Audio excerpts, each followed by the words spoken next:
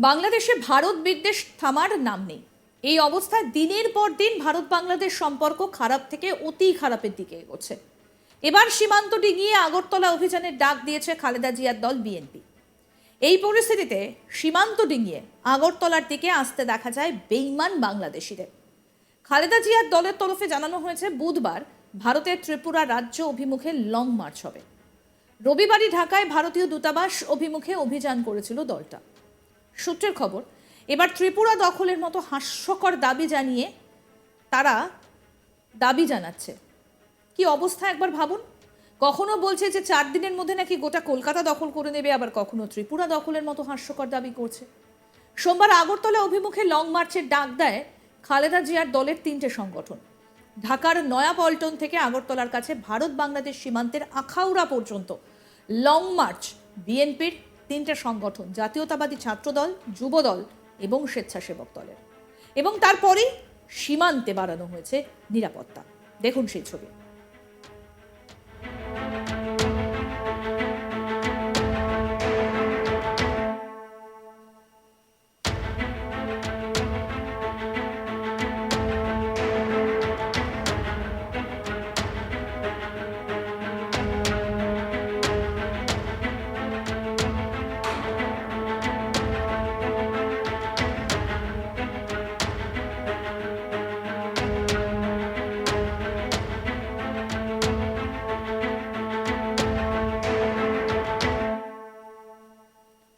আখাউড়া সীমান্তে এবার বাড়তি সতর্কতা জারি করা হয়েছে।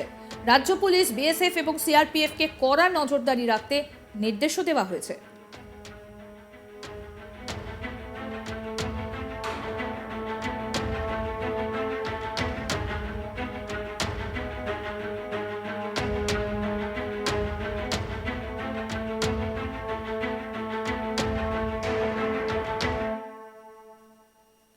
বিএনপির জাতীয়তাবাদী যুব দলের সভাপতি জানান, ভারতের আগ্রাসন এবং বাংলাদেশের বিরুদ্ধে সন্ত্রাসের মিথ্যে তথ্যের প্রতিবাদে বুধবার ঢাকা থেকে আগরতলা অভিমুখে আখাউড়া সীমান্ত পর্যন্ত লং মার্চের কর্মসূচি ঘোষণা করছি। সকাল 8টায় নয়াপল্টনে জমায়েত হয়ে আমরা শান্তিপূর্ণ লং মার্চ শুরু করব এবং আগরতলা অভিমুখে আখাউড়া সীমান্ত পর্যন্ত যাব। ভারতের কূটনৈতিক চালের কাছে কার্যত মাথা নুইয়েছে বাংলাদেশের অন্তর্বর্তীকালীন সরকার। গত সোমবার ভারতের বিদেশ সচিব বিক্রম মিস্ত্রি ঢাকায় বাংলাদেশের বিদেশ সচিব মোহাম্মদ জসিমউদ্দিনের সঙ্গে বৈঠক করেন দুই দেশের সাম্প্রতিক পরিস্থিতি নিয়ে। সেখানকার সংখ্যালঘুদের ওপর হামলা সহ একাধিক বিষয় উঠে আসে দুই সচিবের বৈঠকে। এরপর মিডিয়া ব্রিফিংয়ে ভারতের বিদেশ সচিব বলেন, দুই দেশের উন্নয়নের স্বার্থে সদর্থক আলোচনা হয়েছে। জল, বিদ্যুৎ সহ নানা বিষয় দুদেশের পারস্পরিক সহযোগিতা আগের মতোই যাতে বজায় থাকে সেই বিষয়ে ভারত সরকার আশাবাদী। আগেও বাংলাদেশের সঙ্গে সুসম্পর্ক বজায় ছিল ভারতের। আশা করব ভবিষ্যতেও ভারতের অন্তর্বর্তী সরকারের সঙ্গে সেই সুসম্পর্ক বজায় থাকবে। একই সঙ্গে ভারতের বিদেশ সচিব মনে করিয়ে দেন যে অন্তর্বর্তী সরকার ক্ষমতায় আসার পর কিন্তু ভারতের প্রধানমন্ত্রী নরেন্দ্র মোদী প্রথমবার ফোন করে শুভেচ্ছা জানিয়েছিলেন। এরপরে ভারতের বিদেশ সচিব বলেন, এই আলোচনায় বাংলাদেশের সংখ্যালঘু হিন্দুদের ওপর হামলার বিষয় নিয়েও আলোচনা হয়েছে।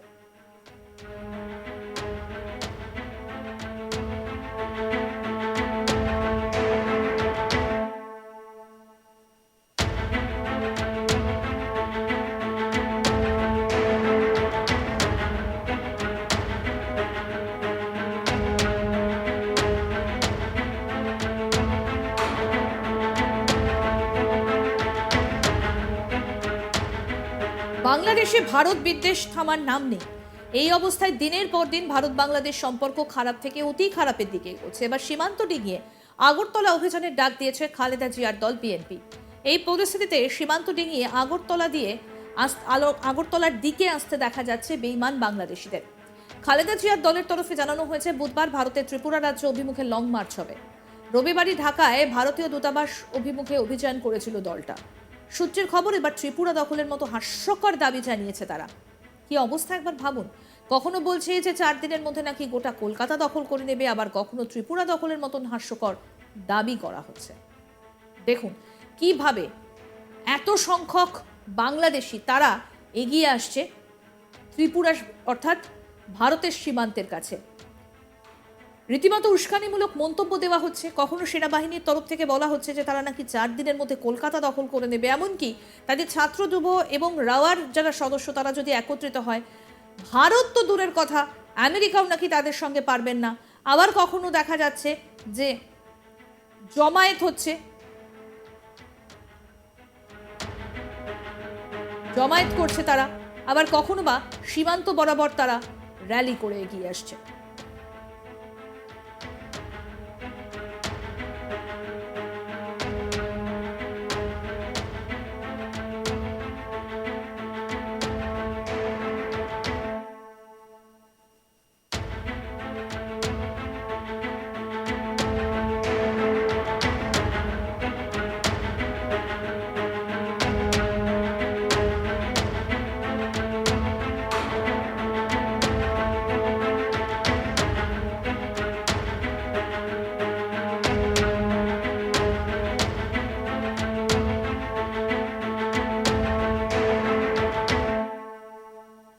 সোমবার আগরতলা অভিমুখে লং মার্চের ডাক দেয় খালেদা জিয়ার দলের 3টে সংগঠন।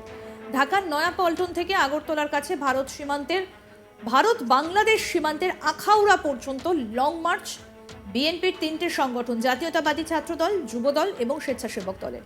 এরপরে সীমান্তে বাড়ানো হয়েছে নিরাপত্তা। আখাউড়া সীমান্তে বাড়তি সতর্কতা জারি করা হয়। রাজ্য পুলিশ, বিএসএফ এবং সিআরপিএফকে কড়া নজরদারি রাখতে নির্দেশ দেওয়া হয়েছে। বিএনপির জাতীয়তাবাদী যুব দলের সভাপতি জানান, ভারতের আগ্রাসন এবং বাংলাদেশের বিরুদ্ধে সন্ত্রাসের মিথ্যে তথ্যের প্রতিবাদে বুধবার ঢাকা থেকে আগরতলা অভিমুখে আখাউড়া সীমান্ত পর্যন্ত লং মার্চের কর্মসূচি ঘোষণা করছি। সকাল 8টায় নয়াপল্টনে জমায়েত হয়ে আমরা শান্তিপূর্ণ লং মার্চ শুরু করব এবং আগরতলা অভিমুখে আখাউড়া সীমান্ত পর্যন্ত যাব। ভারতের কূটনৈতিক চালের কাছে কার্যত মাথা নুইয়েছে বাংলাদেশের অন্তর্বর্তীকালীন সরকার। গত সোমবার ভারতের বিদেশ সচিব বিক্রম মিস্ত্রি ঢাকায় বাংলাদেশের বিদেশ সচিব মোহাম্মদ জসিমউদ্দিনের সঙ্গে বৈঠক করেন দুই দেশের সাম্প্রতিক পরিস্থিতি নিয়ে। সেখানকার সংখ্যালঘুদের ওপর হামলা সহ একাধিক বিষয় উঠে আসে দুই সচিবের বৈঠকে। এরপর মিডিয়া ব্রিফিংয়ে ভারতের বিদেশ সচিব বলেন, দুই দেশের উন্নয়নের স্বার্থে সদর্থক আলোচনা হয়েছে। জল, বিদ্যুৎ সহ নানা বিষয়ে দুই দেশের পারস্পরিক সহযোগিতা আগের মতোই যাতে বজায় থাকে সেই বিষয়ে ভারত সরকার আশাবাদী। আগেও বাংলাদেশের সঙ্গে সুসম্পর্ক বজায় ছিল ভারতের। আশা করব ভবিষ্যতেও ভারতের অন্তর্বর্তী সরকারের সঙ্গে সেই সুসম্পর্ক বজায় থাকবে। একই সঙ্গে ভারতের বিদেশ সচিব মনে করিয়ে দেন যে অন্তর্বর্তী সরকার ক্ষমতায় আসার পর কিন্তু ভারতের প্রধানমন্ত্রী নরেন্দ্র মোদী প্রথমবার ফোন করে শুভেচ্ছা জানিয়েছিল। এরপরে ভারতের বিদেশ সচিব বলেন, এই আলোচনায় বাংলাদেশের সংখ্যালঘু হিন্দুদের ওপর হামলার বিষয় নিয়েও আলোচনা হয়েছে।